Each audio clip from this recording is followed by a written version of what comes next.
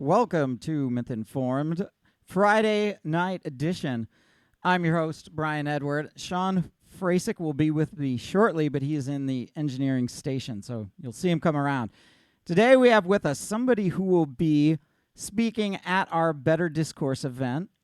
You may know him as Actual Justice Warrior on YouTube, if you are one of the about 45,000 people that seem to regularly watch his show. Sean Fitzgerald is his real name. He's a graduate of John Jay Criminal College of Justice, has 2 degrees in criminal justice. You're going to have to tell me about that because I thought that was 1. But anyways, upon graduating, he worked as a videographer and editor for John Jay Online, developed graduate-level video courses in the subject of criminal justice, public administration. Wow, that sounds like a ball of fun. And counterterrorism, which now that sounds exciting. So you juxtapose those two. That's wonderful. Sean's owner and creator of the YouTube channel Actual Justice Warrior, where he covers criminal justice issues as well as politics from a libertarian perspective. I agree. I've watched this. I'd like to say evidence-based perspective because I don't see your obvious politics coming out. Obviously, everybody has a bias in some way, but I thought it was well evidenced. We've also partnered with the David Horowitz Freedom Center to Stop K12 Indoctrination video series that examines the influence of leftist politics in education. Definitely something I want to talk about. Welcome, Sean. Thank you for having me, and thank you for reading the very long intro. It's a very long intro, but I think it's worth it, because people want to know who we're going to talk to. They have to say, well, why should I listen to this guy, right? Right. And I actually don't know the answer to that, but because I have a YouTube channel, therefore I'm listenable or listen worthy, apparently. Sure. Right. But a lot of people, you could hold a bucket out on a corner, and it doesn't mean anyone will give you any coins either. So the idea is, you have a YouTube channel, but not everybody can get 20,000 views all the time, and that's a solid accomplishment. I think it's because it's well evidenced. You have What Happened to the Rust Belt was probably my favorite video that I watched. Very, very good. You didn't immediately try to jump in and give a simple answer, but rather took 10 minutes to give an entire background of what the Rust Belt even was and how it developed, which was really, really good.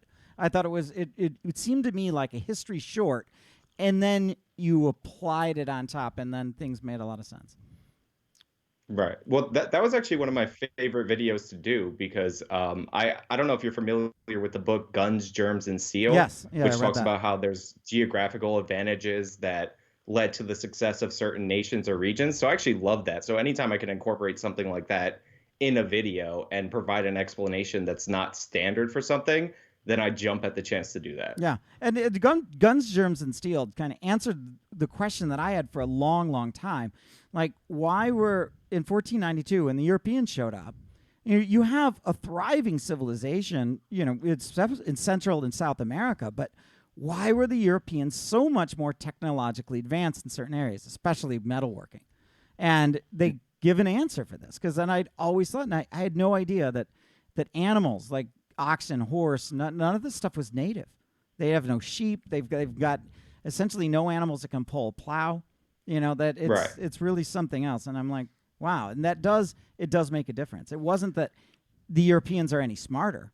They just had access to better stuff. Right. And that allowed their economy to grow, for them to be more food secure. And the natives had the bison, but a bison, I learned, is an incredibly aggressive animal, and you can't attach a plow to that. It weighs twice as much as a cow, and it's nowhere near as docile as a cow. So, yeah. The other Sean's here, by the way. Hey, Sean. How's it going? I see you. Okay, good. So he's in. And so I like the way you kind of like tackle topics, and specifically in the Rust Belt. This is common for what's happening. Do you want to like paraphrase a little bit? I just thought, what the heck is the Rust Belt? And you explain what that is, and maybe give that a quick synopsis of what I just think is so interesting with the rivers. Right. So the Rust Belt is a region around the Great Lakes that's connected through a series of rivers throughout the United States. And the reason it became such a hotbed for manufacturing is because up until the 70s, transportation was a huge barrier in terms of the cost of doing any type of business. And on top of that, it also connects to the Mississippi River, which runs the course more or less of the United States. So it was the best way to transport goods throughout the country. The Rust Belt also is more north, like what's traditionally considered the Rust Belt. So the temperature is more moderate. So in the South, you didn't have a lot of manufacturing until the invention of the air conditioner, because you can't run a factory in the southern heat. There's a reason that they did tobacco and cotton and all those cash crops instead of having industry. So right, and yeah. it seemed like in the North, even in antebellum times, was far ahead of the South industrialized in industrial capacity, and you think that heat has a lot to do with it. Yeah.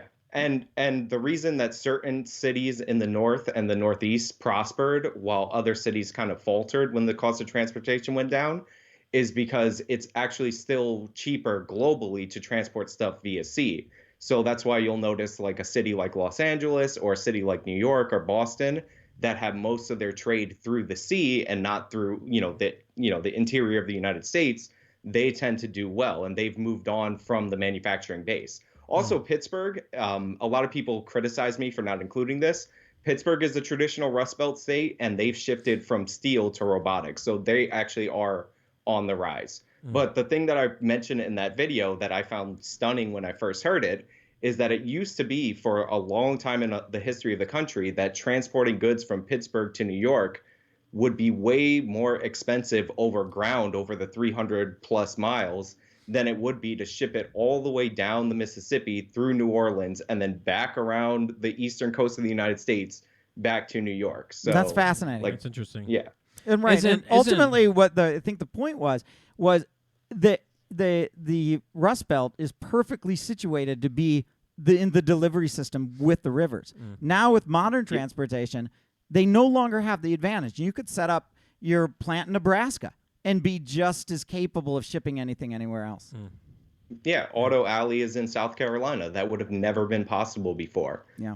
And I worked in a factory in the 80s, and it would get hot, and this was in northern Ohio. Oh, yeah.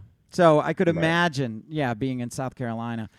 So one of the other things that you did a really good job on, this is interesting. I didn't realize that you went into as much detail as you did on this, but the Sargon lawsuit with, was it Aquila? Sargon. Aquila, obviously. Sargon. Or Aquila Hughes. Yeah, Sargon versus Aquila. This sounds like a Persian mythology battle or something. Yeah, I know. But so he was acquitted. Was it this week he was acquitted? Yeah. Okay. February 3rd. I don't think the case was dismissed. It's right. Case was And sorry. it's not a criminal trial, so I don't think you're acquitted. Yeah, you know what I mean. Right. Sorry. Yeah. See, that's how much I know about the law. So, so he would the case is ended now. It's like 3 years or something in the making, and it was interesting that you were talking about. Everyone was citing the wrong case. And then the cases they actually cited in the hearing were completely different than what most people assume. So I was because like Sean got this right, but like most people got this wrong. They all thought he was going to lose this one. Right. Like they all advised him to settle based on the fact that they thought he might lose the case. Yeah. I said that he could probably settle because all told, he probably spent more money defending himself than it would have cost to pay off Aquila. Yeah. But the thing that people got wrong is that they kept connecting it to the H3 case, which is the famous one on YouTube. It makes sense because this was filed right after the H3 lawsuit. But you have to understand is that everything has been litigated before. And if you read through the 10-page dismissal notice, every paragraph has a different copyright case that's cited. And if you just go to the copyright law, the commentary portion of it is a part of one of the 4 things that they use to determine if something is fair use. So that's why I put out that video. I used the John Oliver show as an example because I didn't want to present a bunch of court cases because that gets boring. Yeah. But the point I was trying to make is that John Oliver has a segment that is unbelievably similar to what Sargon does. And he uploads it uniquely on YouTube. And there's no way that HBO does that without their lawyers approving for that to be done. Right. Yeah, and I think this is an interesting case because, like, I think this, one of the things that, and you yourself as a YouTube creator, people that are independents, people that are, have online followings, this is one of the gray areas that's tough. And then YouTube's not really specific as to what their guidelines are in a lot of cases. And fair use is like, it's like one of those things where you really have to navigate. So it's interesting kind of seeing the outcome of this one, because I wonder if that's going to kind of change the landscape a little bit, now that we have this as a on the books, Right. Well, to me, it was an open and shut case from the jump, because it, like Sargon's video, one of the facets of it being a copyright violation is that it has to be a market substitute for the original work. And there's just no way. And it says it in the complaint. And Akilah got caught talking out of both sides of her mouth in her original complaint, that it's meant to be demeaning to her. It was meant to be a joke about Akilah's perspective. And you had in one part of the complaint, Akilah being upset that it was titled in such a way to disparage her, but also claimed that it was stealing audience from her because it was a market substitute. And that just did not jive. It doesn't make sense. Yeah. So I knew right away that this case was going to go in his favor if he were to fight it. Yeah, and the other thing is professionalism and ethics. Like, the way she handled this was disgusting. Like, let's say she was on the other foot, and let's say someone like Sargon or Dank or someone Milo, someone that's controversial, was acting the way that she did on social media. I mean, that would be bullying. That would leave a terrible taste in people's mouth. I mean, she was out there, say, I'm going to bankrupt this guy. I'm going to take all his money and give it to black women. Fuck this guy. He's a piece of shit. I mean, she was going after, she's going after Dank, and she got all these people on the quote unquote left side to support her. But I mean, like, how that's the case should have been thrown out right there, in my opinion, because you can't have somebody like essentially bullying Sargon. He didn't say anything. He said, look, this sucks. I'm going to do what I got to do. He crowdfunded for his legal costs. That's it. And out of anyone, he could have been the one that made a ton of videos and sent a bunch of people at her, and he didn't. So it's like, how is that not hypocritical? Yeah. Yeah, that's the thing. They're cry bullies. They cry out as they strike you. And I was going through some of those tweets and comments, and she was replying to random people talking about Sargon where they didn't @reply him or hashtag him. She was just seeking them out and saying, this is the guy that I'm going to sue. I'm going to take all of his money. And she was just gloating about it. Yeah. So, like, I would judge the case based on the merits if it was the other way around. And if Sargon filed a lawsuit like that, I would tell you that he would lose and it's a frivolous suit. But it couldn't have happened to a more deserving person for her to spend all that money to come away with nothing. Yeah. Right. Yeah. After gloating too. And you do see it was just disgusting. You do see this in business a lot, though. Companies just ripping off another product. If you're bigger than them, they expect the lawsuit, but it's actually, better for them to, they'll tie make you enough up. money. They'll break you. Yeah. They'll break they you. can. So you do see a lot of that. You do see normal bullying. So in somewhat, this is kind of the course of business, but it makes it more personal when it's small business. But I think that's the weird part of like the social media though, because typically if you have this lawsuit, it's handled in court. That's where it's handled. Nowadays, we're seeing like all of this sniping going back and forth while court cases are happening in the public space, and it's like, what happened to not talking about your case while you're going through a case? I don't know. When did that change? I don't know. Yeah, I would think that her lawyer would have told her not to talk about it publicly. I don't know why. Well, I think there's certain things they say going on. Not to say that you can talk about it, but avoid critical parts. Yeah, maybe. Right. I don't know. Maybe. But yeah, I wanted to bring that up. That was a great job you did on that. Right. There was like another facet of her case that she said that Sargon filed the counter notice and in bad faith because Sargon said that it was entirely fair use. And it was just funny to read the judge's notes. They're like, there's no evidence that he did this in bad faith. And whether he said it was entirely transformative or transformative, like that's petty nitpicking. So like that's basically how that portion of the complaint read. So I found that pretty funny. So what makes you want to like dig through this? Like, how did you decide to pick your topics? Do you just find something you're interested in and then start go digging?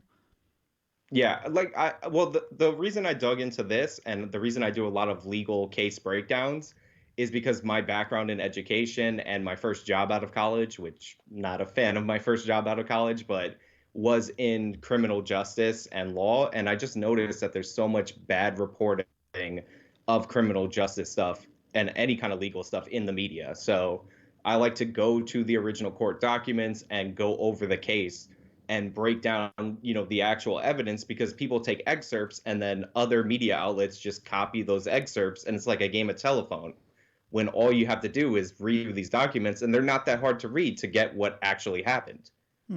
That's cool. That's kind of cool. A real quick super chat from Miles Kinslow says, "Hey guys, Sean, love your work. You certainly help the helpless." Angel reference. Also, good luck on the event. Rooting for you. Angel reference. What does that mean?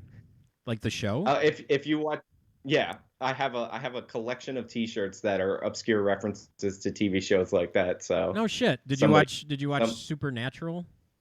I do. I'm still watching it. It's 15 seasons in. Oh, gotcha. Oh, I didn't know it's still on the air. I didn't know that. That's crazy. Yeah. Yeah. It's the final season, and they're fighting God this season. Yeah, Travis Wester is going to be at the event. He's speaking. He was in Supernatural. He's in a bunch of those shows, like, on the CW, and he was like in 90210 and stuff.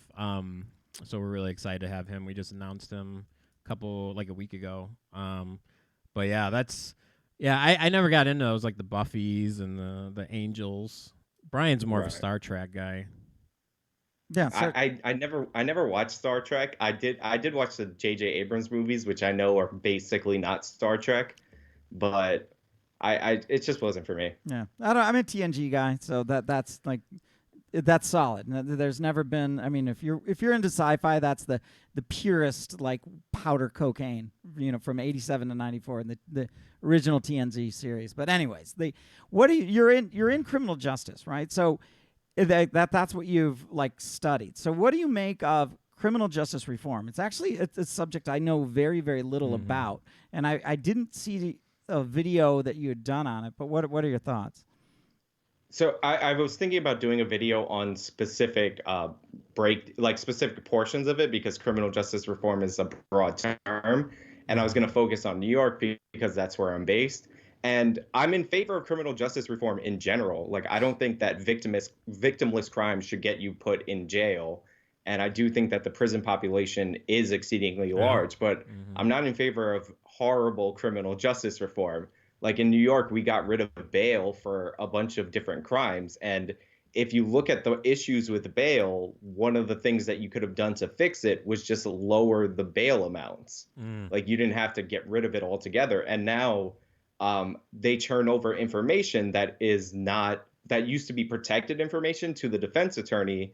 And there was recently a case where this guy was going to testify against gang members in New York, and they turned over the name of the guy to the defense attorney, and then the man was found bludgeoned to death on the street, which was obviously done by the gang, or more likely than not. Technically they haven't proved that, right. But they used to protect those witnesses. So the idea that you're not protecting witnesses anymore, and you're just letting people out who are serial assaulters or serial offenders, is crazy. Right. And That's these scary. gangs are going to hang out in underprivileged neighborhoods. So the good people in that neighborhood are going to have to deal with the gangs. And unless the cops can crack down on them, those people are going to have a really rough time. So, that's who I think of as who are the upstanding people in those low income communities that are really actually playing it by the book. They're the ones getting screwed by this. Right. Yeah, my thought on that is it's about time that we just federally legalize weed.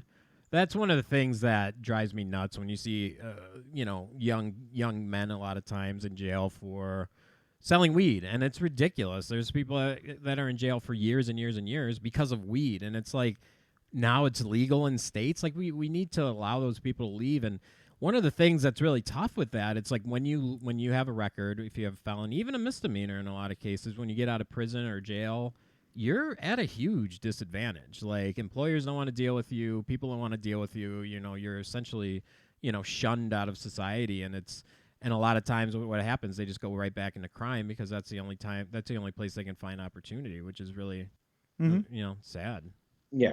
Yeah, I definitely agree with legalizing marijuana on a federal level. I would also move towards legalization of other harsher drugs. I don't think that the current system that we have now makes any sense. I would rather have them, if it's something really difficult, you can tightly regulate it. Yeah. And I know that's strange for me saying as a libertarian, but I would actually lessen the regulations on pot that currently exist in the states that legalized it. But for harder drugs, like the idea, like the same principles for legalizing marijuana, except for safety, apply to the harder drugs. And we have this weird pseudo legalization in San Francisco and in New York where they give you needles and they don't arrest you for injecting on the street.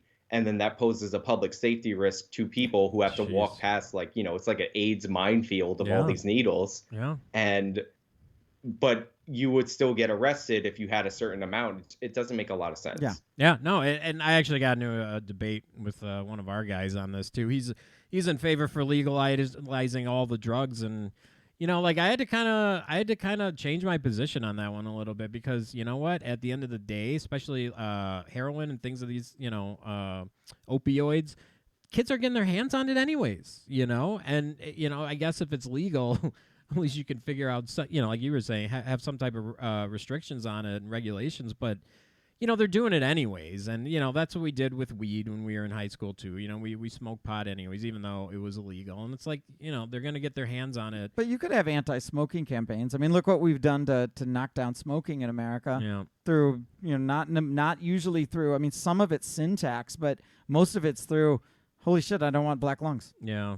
Right. Education. Well, yeah, and you also have with harder drugs, you can age gate them like the way that we do with alcohol. Like I don't know if this is true for you guys, but when I was in middle school and in high school, it was way easier to get marijuana, which was illegal, than it was for me to get alcohol, because I had to wait outside a store and ask somebody to go in and buy me booze. Yep, that's so but true. Pot, the kids sell it. Yep. That's so true. Now it depends. Like in Wisconsin and the rural areas, it was actually easier for them to get alcohol than it was weed. But in Chicago, growing up, you're absolutely right. We can get weed and shrooms and all that stuff, but like alcohol was like gold. You know, it was like, oh man, you know, how did you get that? It's interesting. You know, yeah. I'm for you know the federal government. I mean, the fact that the marijuana industry is insanely profitable right now, and the fact that the federal government is not taking their cut is insane to me right now. Right. You know, and it's weird because they say it's illegal for you to do that, but they still expect you to pay your taxes on income, but also you're not supposed to pay your taxes on something correct like that they consider illegal in that regard.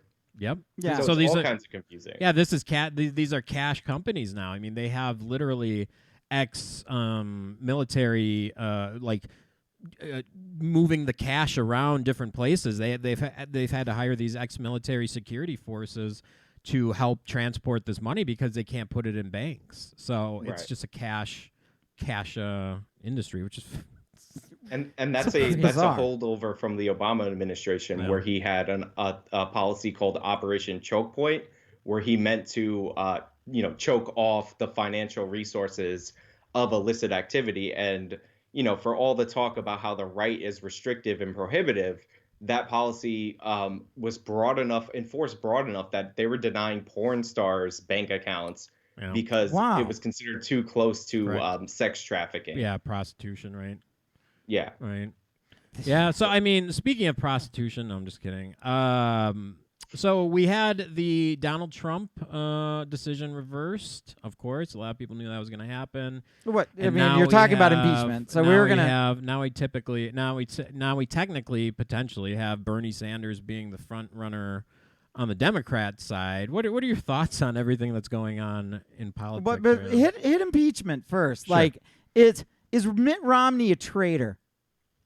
I don't know if Mitt Romney is a traitor. Mitt Romney but has always been loyal to Mitt Romney, and he's always been trying to be the president.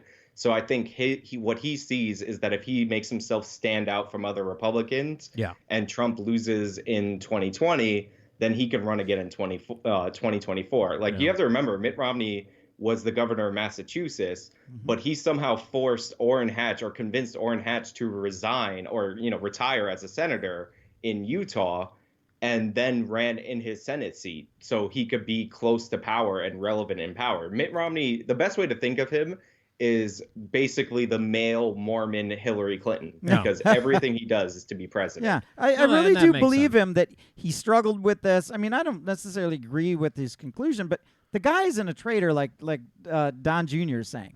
And that's what I don't get. It's Yeah, like but I this hate the is- hyperbole Yeah. on often and I say this all the time, that racism, sexism, xenophobia, it gets thrown around willy-nilly, and people are pissed, and that's totally legitimate. But you're going to throw traitor around, right?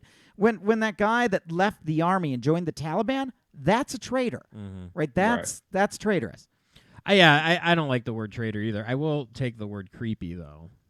I mean, you could say what you Well, want. he's creepy. Why not just wrong? If you disagree with him, he was wrong. Well, okay, fine. He's wrong and creepy.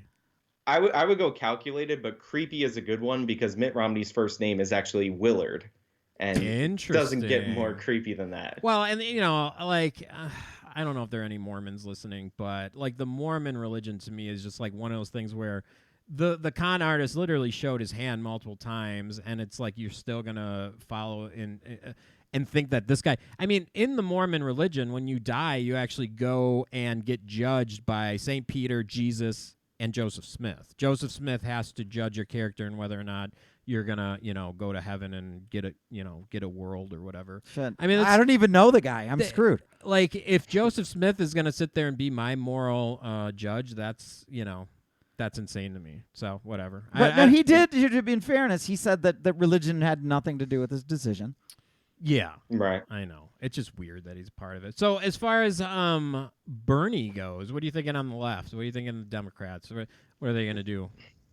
Well, I can't spoil my next video entirely, which is about the Iowa caucus, but needless to say, first of all, I can't stand the Bernie Sanders supporters. If you guys follow me on Twitter, you know that full well. Like, they complain about everything, and it's really obnoxious.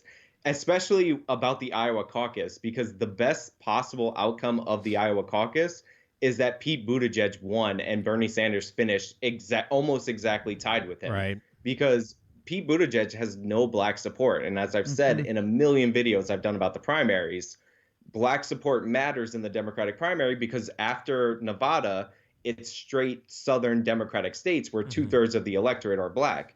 Joe Biden has black support.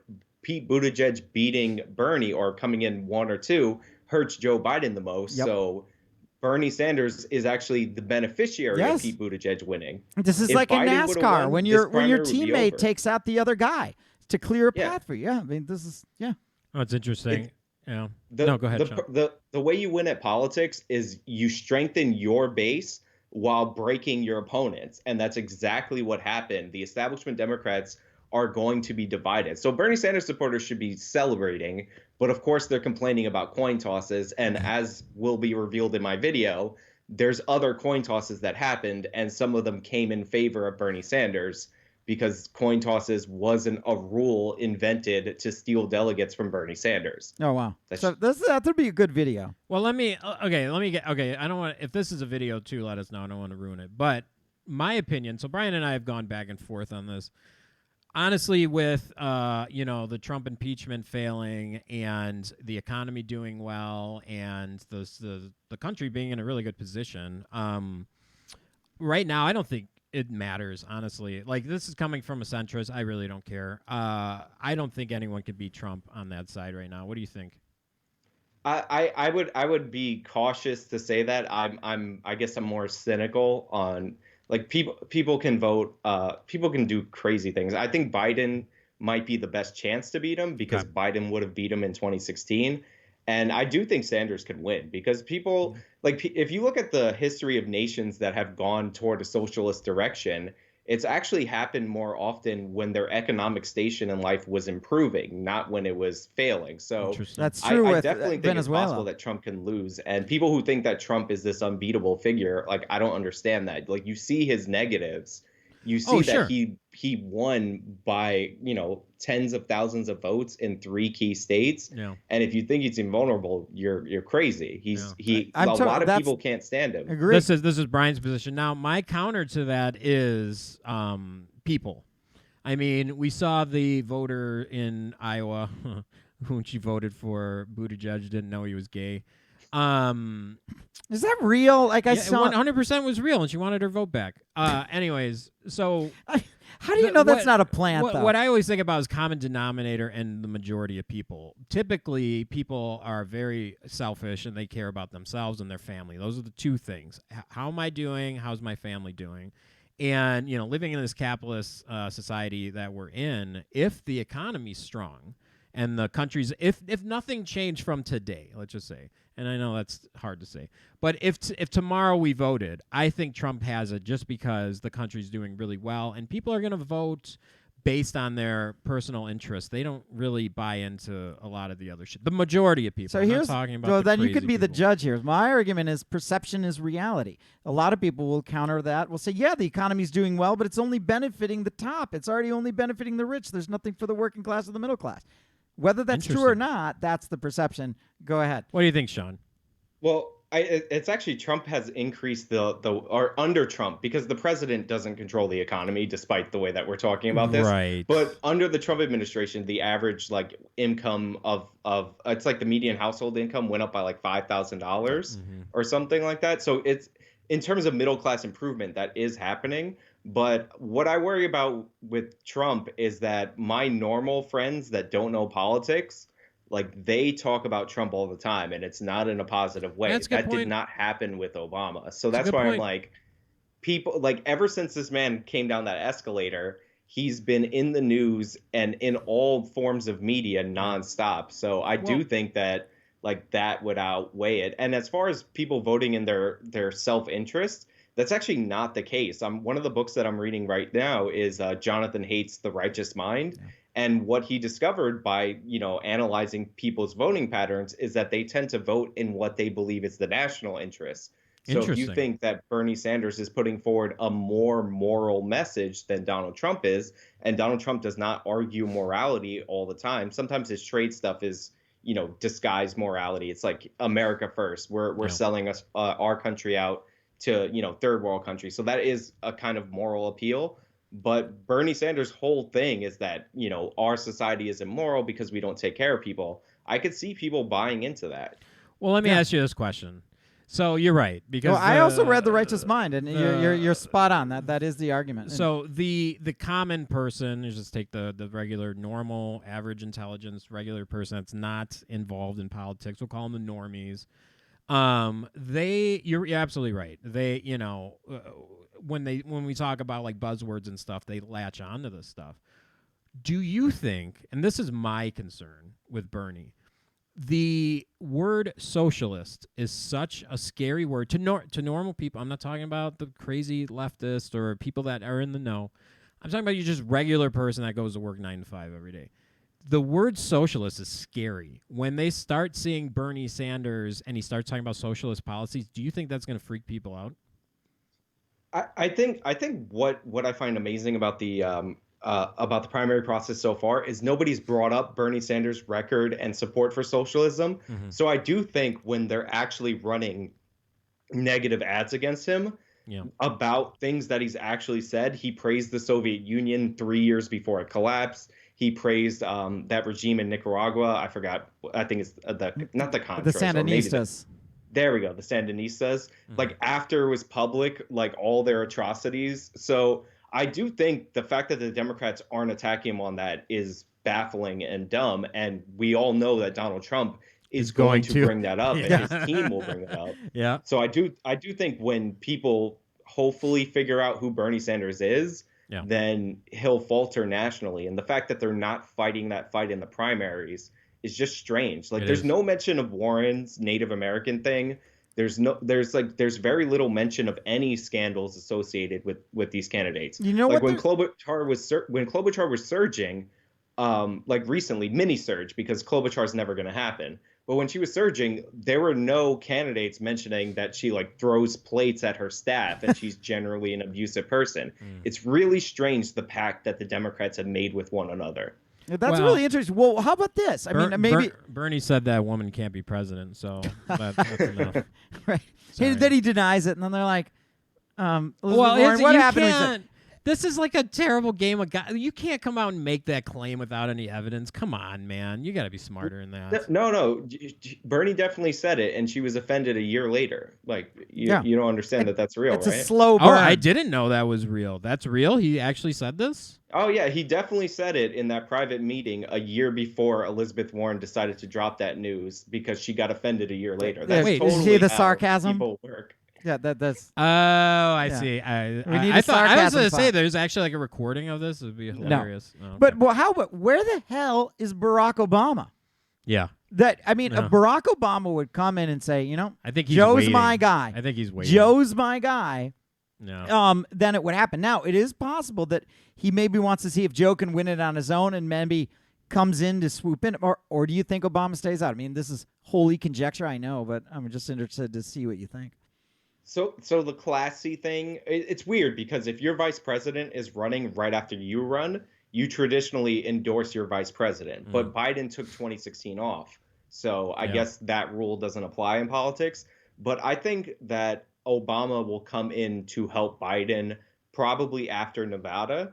But normally, if it's a situation where it's not like a direct VP like line of succession, they end up waiting until near the general to rally around a candidate, because like the president, Obama's like, I hate to phrase it this way, Obama has like a certain level of clout, and if he endorses a candidate that ends up faltering in the primary, then that diminishes Obama's like marketability. Or does it fracture the party? So I mean that's what I think Obama's holding off, because if he endorses Biden, that he might forever cut off. Oh, the you think Bernie Bernie wing. Sanders That's supporters? my theory. You think Bernie supporters would be like pissed. that? Because Obama It has happened broad again. popularity, but Bernie's I don't know that. So you think that he's going to come in and support him in the general, and you worried about Obama is worried about losing some of his influence if he supports a loser? Oh, that's interesting too.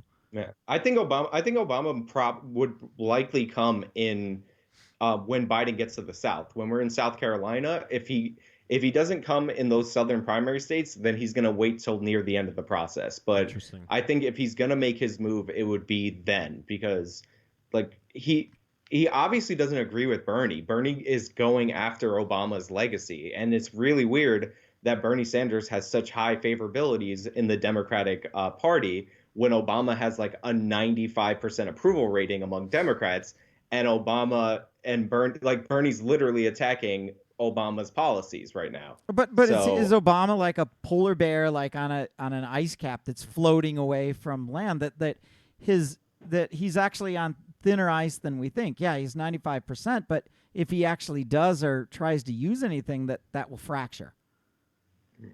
I don't know. I don't think. I think they're more interested in, and I hate to do the they thing, but I think the establishment Democrats are more interested in winning these primaries than alienating the Sanders supporters. If they can win it without alienating the Sanders supporters, then they'd be happy to do it. But they want one of their candidates in office. And Bernie, I don't like him. I'm not in favor of socialism or any of the things that Bernie Sanders has stood for over the years, or many of the things. Obviously, there's some things I can agree with him on. But like they're gonna try to prevent him from winning, like using any, like you're gonna see, like Hillary Clinton's already starting to attack, but she hasn't endorsed anybody. Bill Clinton's gonna come out, and eventually, and they're all gonna come out. The media seems to be anti-Bernie as well. This is why I think the media, like ratings are so low, because generally Republicans don't like the mainstream media, but neither do the Bernie bros. Right. Yeah, the media is anti-Bernie, but again, they're anti-Bernie within this acceptable range where they don't play any of his old clips endorsing communist dictators. I would do that all the time if I hated Bernie. I do that in my videos because I don't like Bernie. Well, you say they're anti-Bernie, but they use the wrong Asian man's face for Andrew Yang's one of his graphics. That's how did they get away with that? I mean, that's insane. Like, just imagine. It's probably just a mistake. Yeah, but this is a major stage. I know, but you can't make these mistakes. Some guy said that the Asiana pilots were Captain Something Wong, and we too. Come on, how does that happen? But this isn't the national stage, though. That was a news show. This is the national stage. But this was on a. Well, this was just that's insane. Somebody in the graphics Okay, room. just imagine if that was a black guy that they did that to. Insane. Right. That would be, and some of the same stereotypes about looking alike apply to Asians. Exactly. Like what? Like I couldn't believe they did that, and it was like, oops, and then it's that was insane. Sorry, that was a sidebar, but I think that's one of those things where like the Yang supporters. So in my next video is a lot about how Bernie supporters have a victimization complex. The Yang supporters have that too, Because what likely happened, and it's explained really well at Don't Run Walk Productions, which is a YouTuber that I watch on the platform, Okay. is that they have a database associated with the photos and they have to stitch together these graphics really quick. So they pulled up a guy whose last name was Yang, that they had a photo on file, and they put him up. And the same thing happened with Tulsi Gabbard. Yeah, with Tulsi, right. Where they pulled up Gillibrand's photo because she would be under G. And then I think Tom Steyer, nobody mentions it, they did a similar thing to him. Oh, okay. And it was another same letter kind of person. So like I think it's more accidental because like you having Yang on screen, even with the wrong face, like nobody's gonna not vote for him. Like, unless they're terrified when they actually Google him and they think that he's like a faceless man or something. No, like, I get it, but I'm just saying, like, just imagine the outrage, the other way. Like, just imagine if the conservatives did something like that, like that. Then they get woke scolded. Oh my God, it would be the end of the world. So so one of the things I wanted to bring up. So I think I have an idea for a video for you in the future. So the DNC, so obviously we saw the issues with the Iowa caucus and how terrible that was handled. The DNC right now, so for those that don't know, the DNC is coming to Milwaukee. We're holding an event during it because we have to. That's just too big of an opportunity. And the DNC's never come to Milwaukee. Milwaukee's a very small city. That's small. It's small, like, but compared to Chicago or New York or whatever, it's very like small. The number one and three biggest cities. They're questioning whether or not we have the infrastructure. I mean, it's a big deal for the city, and the people that are running the DNC, this has kind of been a shit show from the beginning.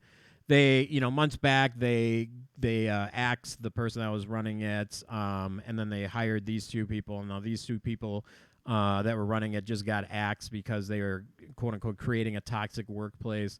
So the committee's kind of like spiraling right now, which is really interesting. And the event's only 5 months away. Like, our event's 5 months away too, obviously.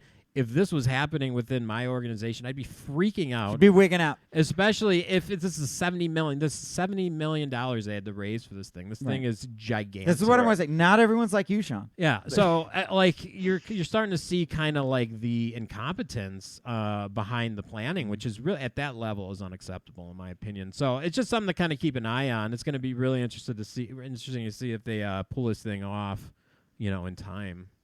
Right. And the thing is they do it every 4 years, and they have the aid of all these law enforcement agencies.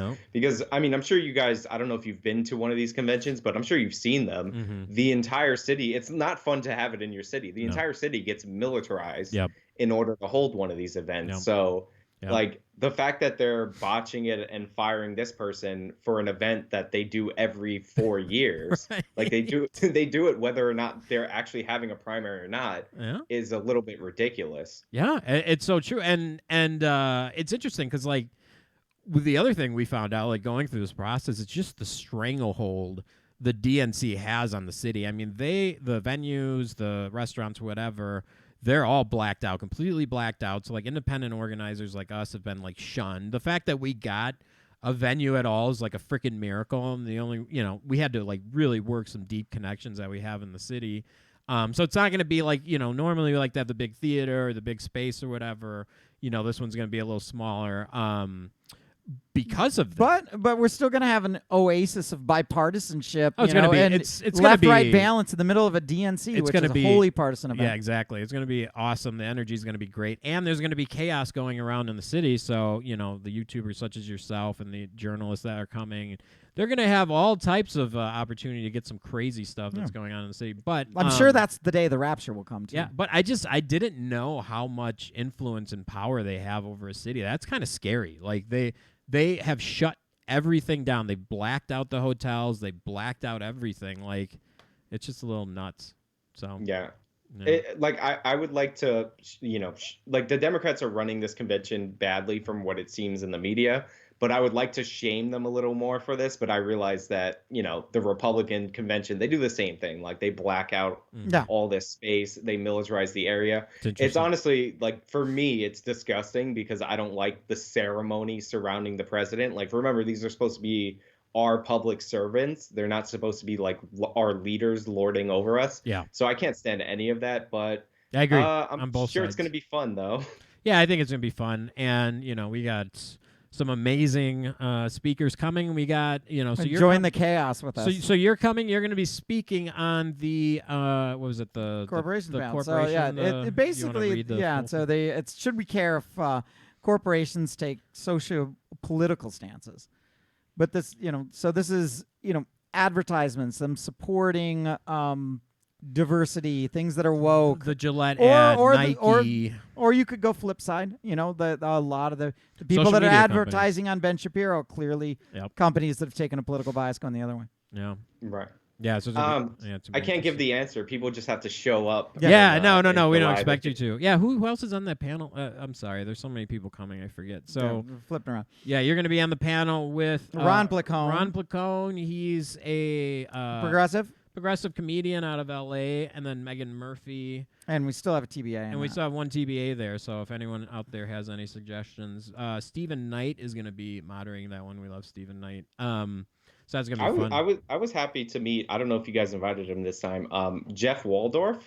Oh. From the last one. I actually have known Jeff for 8 or 9 years. Oh, wow. Like before I did YouTube. So, it was actually cool to meet him. I never met him in person until you guys' event. Yeah. Oh, cool. Yeah, he's on the list right now. What we typically like to do is obviously we bring some people recurring, but we also like to get some new faces in. Like this year we got a lot of new faces, which is really good. It's kind of the goal. So we kind of see who we and can we get. like it's got to be a little bit fluid. So yeah, and right now we try and keep it balanced. We don't know as much as possible. I wasn't advocating for his invitation. No, good. No, yeah, he's on the shore. Yeah, we love Jeff. He'll definitely be at some event in the But that was future. the nice It's not thing this is one. to see somebody wearing a TYT hat. Yeah. And he was nice. There wasn't any people could talk. He was and the professional. thing is, yeah, he was, and it was okay to say somebody come up and go, hey, I'm conservative. I voted for that. And he didn't immediately say you're bad, you're whatever. That was cool. The atmosphere there is we've created a space where you can actually speak your mind and have a discussion. You may not agree, but you'll probably learn something. Yeah. Right. Well, that's the thing, and to that point, I used to watch TYT as my left-wing source of news and information.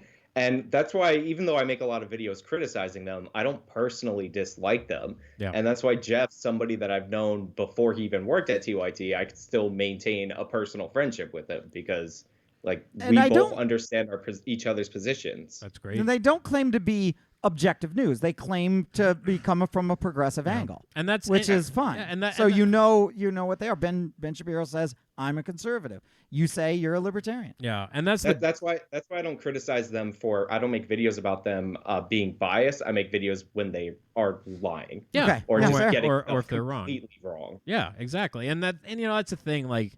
Right now on social media, there's an economy and a reward system essentially where you earn points if you try to call out people and cancel them and whatever. And, I think, what we're trying to do with these events is trying to reward people for coming and saying, we're going to talk to the other side. Doesn't matter what your position is. You're coming to talk. So I think people need to do more of that and actually, start highlighting and rewarding those that are actually willing to talk to the other side. Like Jimmy Dore just went on Tucker Carlson, I mean, these are the conversations we need to have because otherwise we just have these weird echo chambers where everyone hates each other and they don't even know why. And then you build up fear. I think that's the worst thing that you can have is fear of the other side. Yeah. Because that's why that's why the resistance started is, oh shit, Trump's in office. It would be the same thing. What if Bernie wins? You're going to have a ton of freak out on, the center left and the whole right. So I think that's why it's so important to have happen, even though it's most likely all of Bernie's legislation would probably get blocked. Let me ask you this question, though. It's just both of you guys. So, yeah, it's an interesting point. So if Bernie got elected, the right maybe goes nuts. Or his agenda, not Do his you think they legislation. show up with bike locks and masks and start shutting down events? Probably not. Yeah. I don't think so. They'll do their protests. You'll have something similar to the Tea Party occur.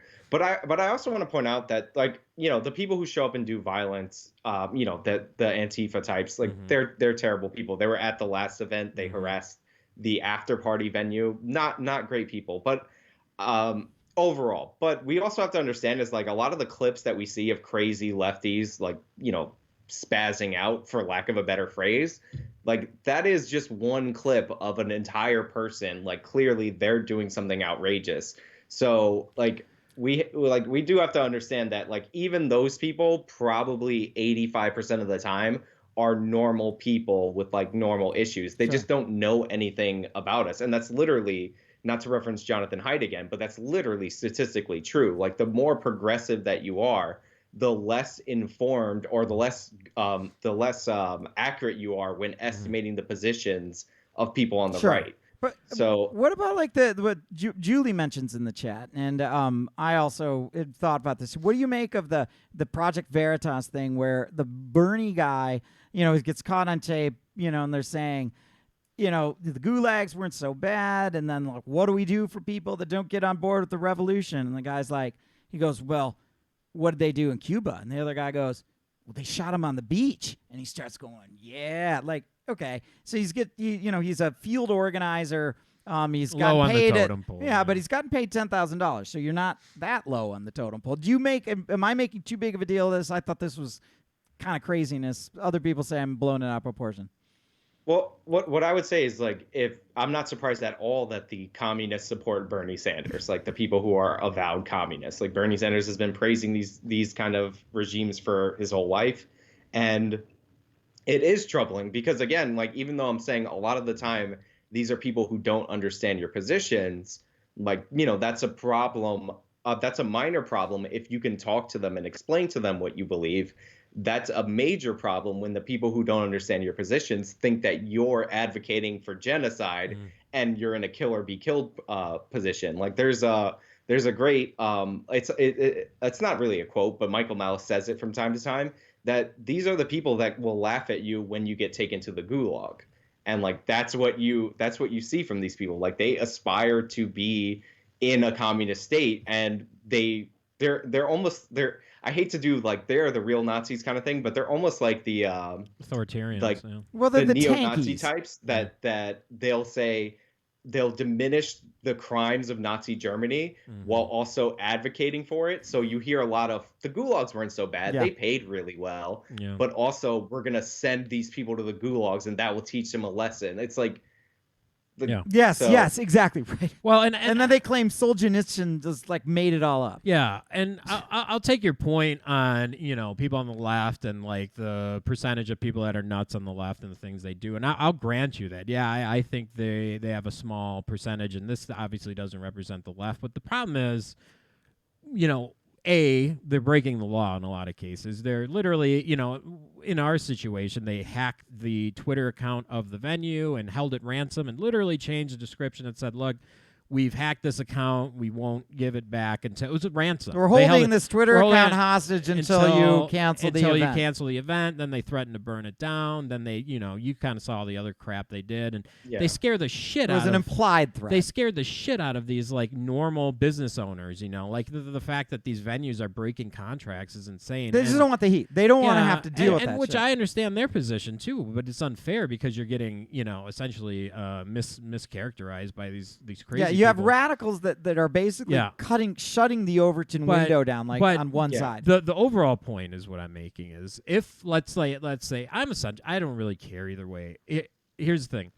If this was happening on the right and they didn't call it out, I would say the same thing. The people on the left aren't calling this out, and not only are they not calling it out, they are in some cases motivating them and giving them words of praise, which is disgusting to me. Like, that's what needs to stop, in my opinion. Yeah, the CNN segments praising Antifa, saying that actually what they're doing is really important. Yeah. That's horrible. And obviously, when I'm saying that the people that I'm talking about that are, that's just them on that one day, those are the clips of people screaming all weird that we see a lot, and they're hilarious. But the people who are committing actual crimes should be prosecuted for that. Like, you can't hack things. I don't care what you think somebody believes. You shouldn't assault them. And there's that famous video of the Milo Yiannopoulos event in Berkeley where the woman's doing an interview and her hat actually says "Make Bitcoin Great Again." It's a parody of the Trump hat, but they pepper spray her live on television in the face, like some big dude that's masked. And it's like, you literally attacked a woman based on what she was wearing. Yeah. and you're claiming to be progressive. I know. And then you were on top of that wrong about what she was wearing. Right, like friendly fire. Well, and that's the thing, like that's what drives me nuts. Like if I saw more people on the quote unquote left coming out and saying, enough's enough, like honestly, the more powerful position for these people is not to pay any attention to these events at all. Completely boycott them and ignore them. But but I'm just thinking of the human perspective. What if I'm on the center left? I'm a rational person. I don't like this stuff either, but I hate Donald Trump so much, right? And I hate him so much that I'm just afraid that, God, if I do this and put the spotlight on this, then it might push the needle the other way. Yeah. Like, what do you think? I think allowing that to go unpunished will hurt your cause more than anything. Like if there was somebody who was aligned with me, like, and claimed to be like on my sides personally, not even vaguely on my political side, like a lot of these people say that they're representative of certain campaigns and all that. Yeah. And they were attacking people in the street and, in masks.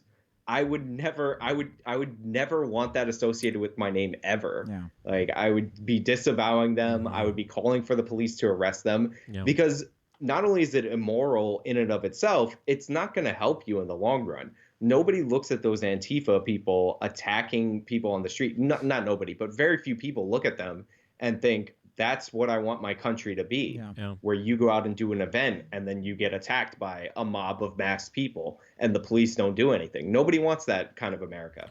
Well, and the funny thing is, to Brian's point, I mean, I've had a lot of conversations with people at work or, in different social circles that don't pay attention to any of this shit. And I'll bring up Antifa and they're like, yeah, they're a little crazy, but you know what? They're anti-fascist and, their message is good, and that's their takeaway because they don't see like, the Andy No and all the stuff. They don't see what's actually going on. That it's this weird, like, I don't want to do it, but I'm glad someone is kind of thing. And it's, it's strange, It's fascinating about who the media lets pick their own labels and their own names. Yeah. And who the media denies their own labels because like pro-life people, those are anti-woman people, according to the media. Yeah. But Antifa, even though everything they do is, basically fascist, they're like, no, Antifa is short for anti-fascist. Anytime you hear that statement where somebody's like, actually, Antifa is short for anti-fascist, the next thing that they're going to say is going to be complete and utter nonsense. Yeah. Like I've heard it time and time again. It's like, after the hurricane in Puerto Rico, where people would go on TV and say Puerto Ricans are Americans too, as if people didn't know that. Right. Like it's just a way to like virtue signal and kind of obfuscate the point that's actually happening. Like what's going on. So that's a good point. There's not a lot of a lot of the people on the right that they're worried about committing violence. Those are mostly isolated incidents that are not supported by people on the right.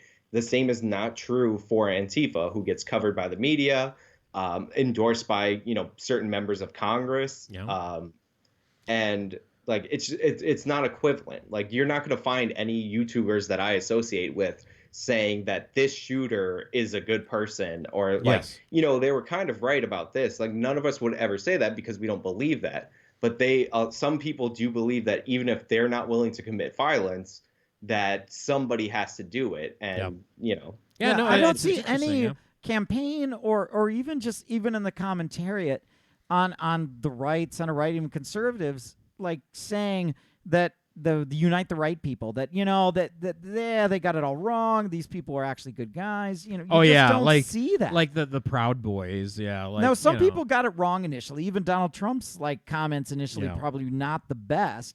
But now that it's said, the dust is settled, everyone has rejected those. I think the right's doing a little bit better in rejecting their extremists than they're the left rejecting is there. Violence. Yeah. Well, no, but you have to reject the ideology. You can't you can't say, I want Sharia law to, govern the world, but I'm not going to use violence. That's I mean, true. the Islamists, you have to get the ideology, not just the terrorism. And the thing is, and I'm not going to defend the Unite the Right, 1,000 losers showing up to Virginia, just made a disaster. Like, the fact that I keep having to hear about Charlottesville all the time as the counter to everything should show you that the Unite the Right was a disaster. And if you just look at the people who organized that, like, that's basically what you can expect from them. But the one thing that I will point out is that no major political figures were endorsing the Unite the Right rally, especially after the fact. Some of them might have got tricked before, but not after the fact. And B, the person who murdered Heather Heyer, he did get in a car and do that himself. That wasn't like a group violence thing. Like there were fights throughout there, but the Unite the Right rally was mostly alt-right dorks, you know, like role-playing in real life. Like they're scummy, but they're not organized violently in the same manner that Antifa was. Like the only thing that's a close equivalent on the right was the Proud Boys, but a lot of the instances with the Proud Boys were defensive actions, but the Proud Boys like had it in like one of their rules that, you know, you get points for getting into a fight. So like that's where they crossed the line. Oh, interesting. I didn't know that. But even when you've got those kind of things, you know, when you've got some high profile thing and you're going to make a statement, sometimes that's going to attract bad groups. I mean, you can have a libertarian rally that, you know, some neo-Nazi wants to like, you know, try to take over. What drives me nuts though, and you know, I totally respect the right of people to protest. I totally get it.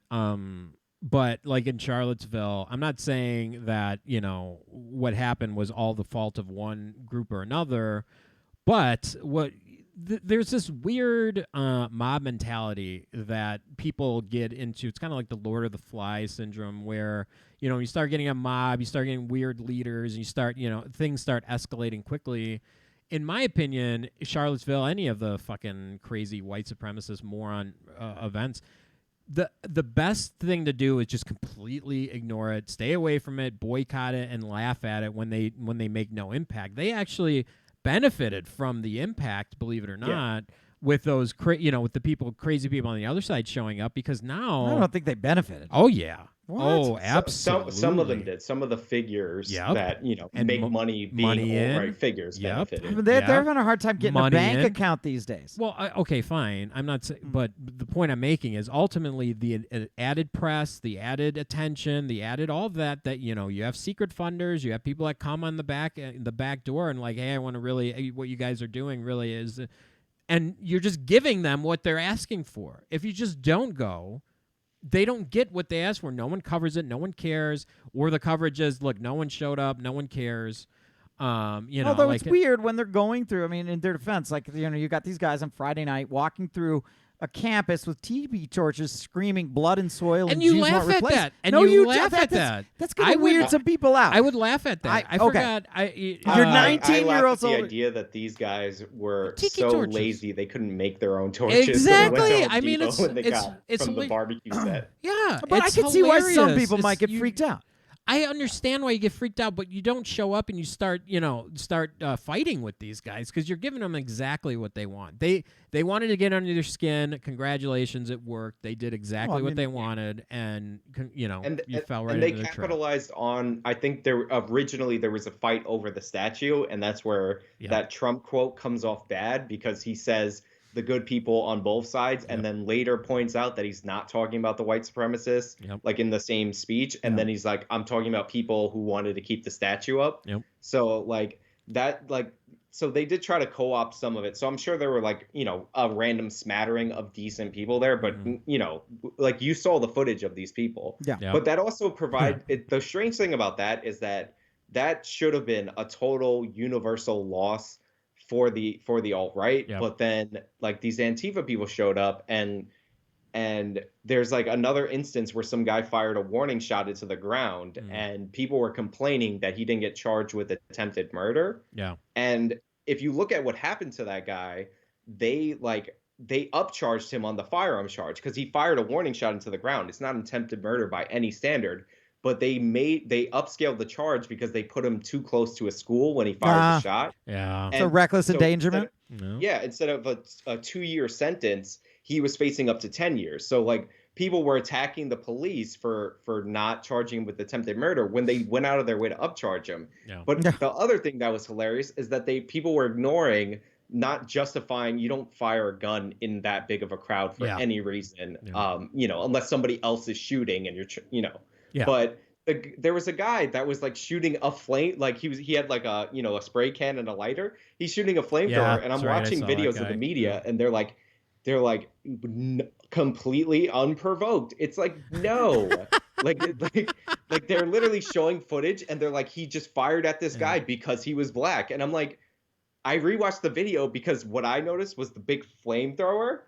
Right, not the ethnic origin of the person doing the big flamethrower, but like it's just amazing how some people like see these things. Like you had a perfect scenario. The guy that you don't like got upcharged, deservedly so, but like you can't even acknowledge that somebody else in the same frame of video was was trying to burn some other person. Like I know there's enough bad stuff going on at that rally that you could cover this totally objectively, and the marchers look terrible. Yeah, the police always get a bad rap in those things. Like the police in Pittman, man, they really, really did a great job. They had that street shut down. They really segregated the crazies on the other side, and it was funny because there's actually some Proud Boys there that were like protesting event, which of course no one ever talks about. So the Proud Boys had to stand next to Antifa, which was fucking hilarious to me, protesting our event.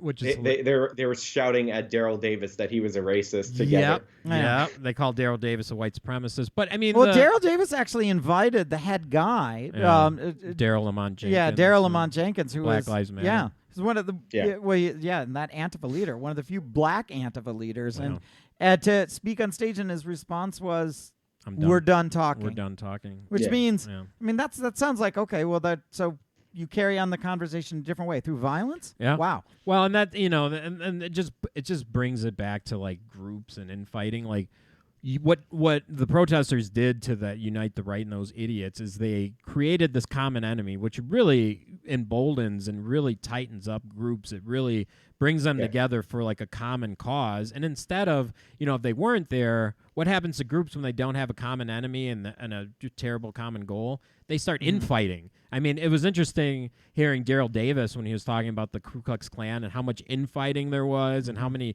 people were getting kicked out and all this stuff. And that's what happens. There's a ton of infighting in the alt-right. When you don't, when you don't give them what they want, they will destroy themselves. And the fact is that when you show up, you just embolden them and giving them something to rally around. And it's, I just think it's ridiculous. We got to stop doing that.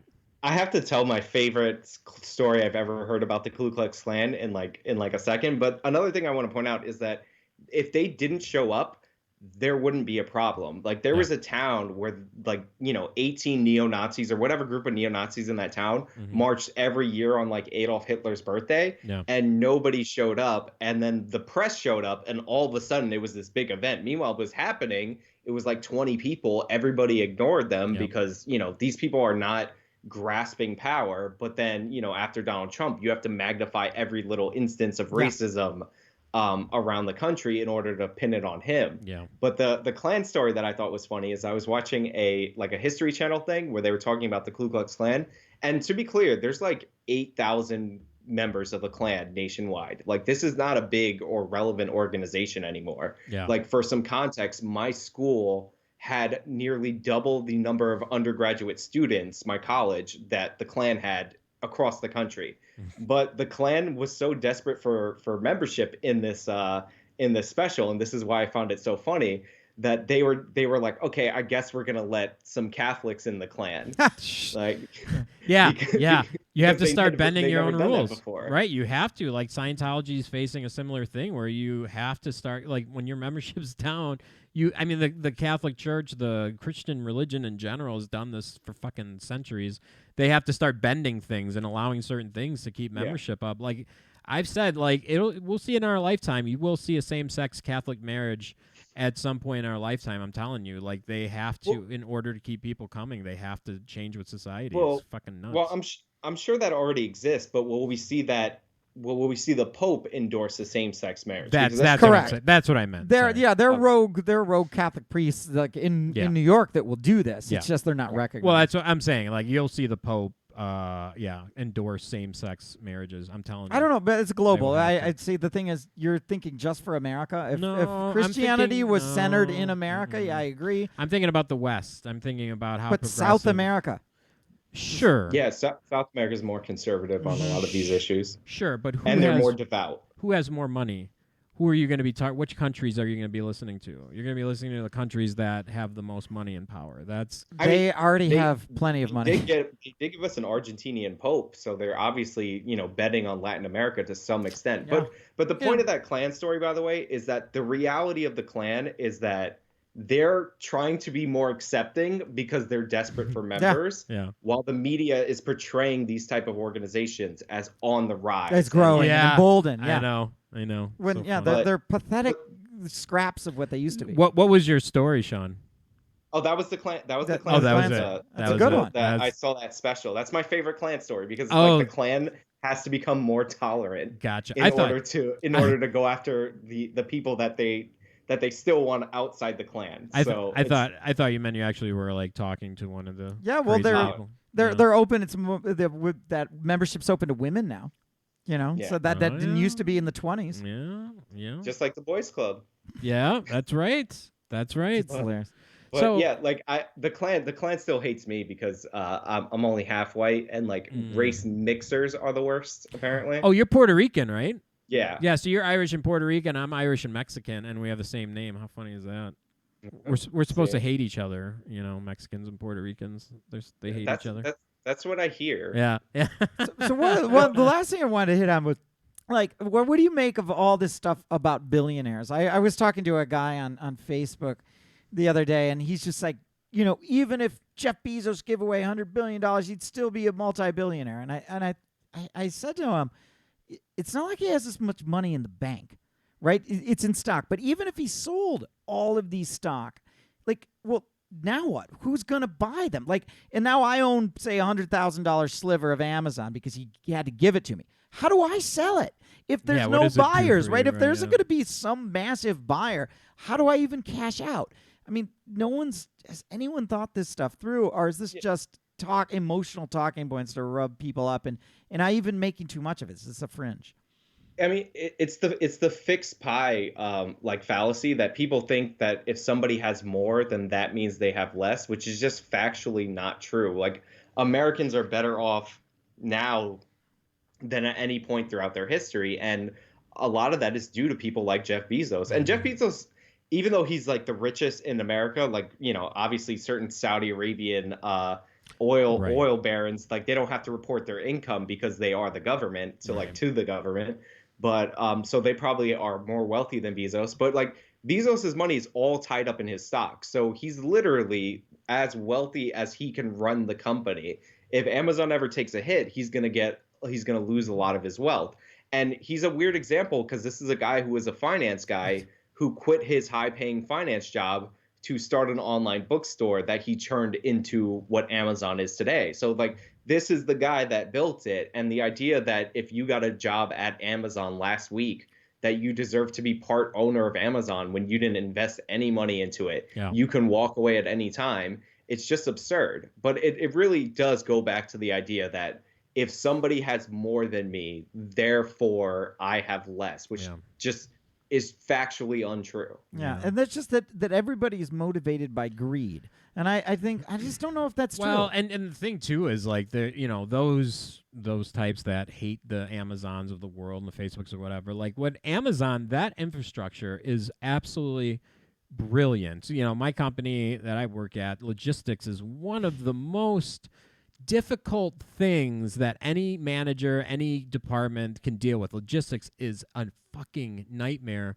And Amazon has perfected it almost. Obviously, it's not perfect yet, but the logistics that goes through that company and what they've created is unbelievable. It's it is it's a work of art. And now they're starting to employ self-driving trucks, and they're looking at drones and all this stuff. I mean, they are literally changing the face of the planet with some of the stuff they're doing. It's how do you not have respect? There's the for operations that? guy nerding out. I mean, the guy. I mean, that company is unbelievable. You got to give credit where credit's due. That is just there is motivation obviously by greed, but the purpose of a capitalist economy, and this is why socialism always sounds better, because it's a moral philosophy, and a capitalist economy is just this practically works because it fits in better with human nature. But the purpose of a capitalist economy is to align one's self-interest, one's greed, with serving other people. Like the only way you become that rich, despite what Ocasio-Cortez says, that you have to take $1 billion, is you have to offer people a service that's worth something, and you create that. And like, people have this weird cartoony depiction of capitalism, like it's this cutthroat industry. What they don't realize is that Amazon Prime, their biggest competitor is clearly Netflix at this point. Netflix runs on Amazon servers because it makes more sense for Amazon to cooperate with a company the size of Netflix than it does for them to try to destroy Netflix in that regard. Like, there's a lot more cooperation than you think that happens. I just did a video on the post office and in comparison to like these private shipping companies. And while they do compete with one another, they also are incredibly cooperative with them, with each other. That's a good video. I watched that too. And that's smart. I mean, and Netflix right now, I'm calling this right now, maybe it doesn't happen in our lifetime, but Netflix will replace Hollywood. It's happening. Like, Hollywood, the big budget projects that they're doing, there's a small market for that. I think that's dying. I think what Netflix is doing, like, and even television in general. I mean, like, let's say you like a show. I really got into that show on Netflix. It's really good. Really, really good. Very, very, very similar to Dexter, which I love. But the fact is, I'll just take the Dexter as the analogy. On Showtime, you had to wait every week to see the next Dexter. You had to wait. What Netflix is brilliant at doing is they just throw it all at you, and they're like, here you go, here's all of it. And, that gives people, like, something to watch and something to consume, and it's actually a brilliant strategy. And you're starting to see A-listers switching over. You're starting to see big names coming to the platform. And they seem to be resistant to the woke crowd or even the hyper-conservative crowd about pulling stuff down. I agree. I would say that the idea of Netflix is probably the future, but Netflix itself is not a super popular company, like a profitable company. I'm sorry, right? Like, they are popular. They actually lose money if you look at their debt to like their profitability. And like, to go back to Amazon, like Amazon, the greediest company in the world, Jeff Bezos so greedy. Amazon is not that profitable in terms of its margins. Like, people always point out, they're like, they paid no corporate tax, not counting all the sales tax and all the taxes that they paid along the way, the payroll taxes and all that. But what people don't realize is the reason that they're not paying corporate taxes is because they're like 1% profitable, and that's after years of losing money. And when you lose a lot of money, you end up paying the taxes.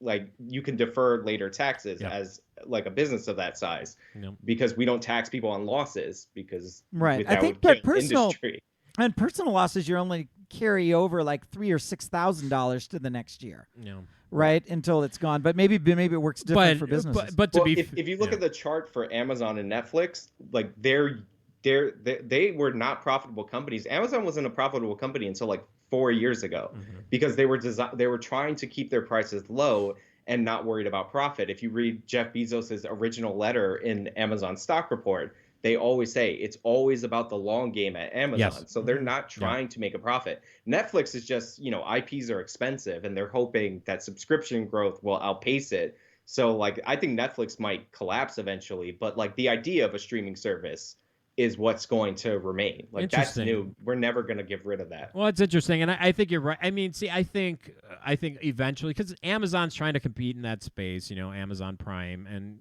they have original content too, which is not really good. I think ultimately, watch The Boys. The Boys is good. Is it? Oh, I haven't seen that one yet. I tried The Man in the High Castle because I love Philip K. Dick stuff, but they did it terribly. But whatever. I think honestly, what'll happen? I think you're right. I think Netflix is creating the gold standard for what those streaming service should look like and what people actually want. And I think eventually they'll have to merge with like a Amazon at some point, and I think ultimately Amazon will be profitable. And to be fair though, we are talking about budgets. Like, even though they're losing money, it's kind of like the American government. Like, even though we're losing money, the amount of money that they actually fucking have is insane. The at their disposal. So it's like, and And to be clear, Amazon was profitable this year, but I'm saying that's after, Right. over a decade of Right. losing money. Right. But like Amazon's profits this year were like $10 billion, something in that range. Yeah. They make their revenue is like $2.4 trillion, or I might be totally way off base, but like their sales are super high in comparison. Their So you're profit saying margin even is the like 10 billion 1%. sounds like a lot, but profit margin wise, it's pretty thin.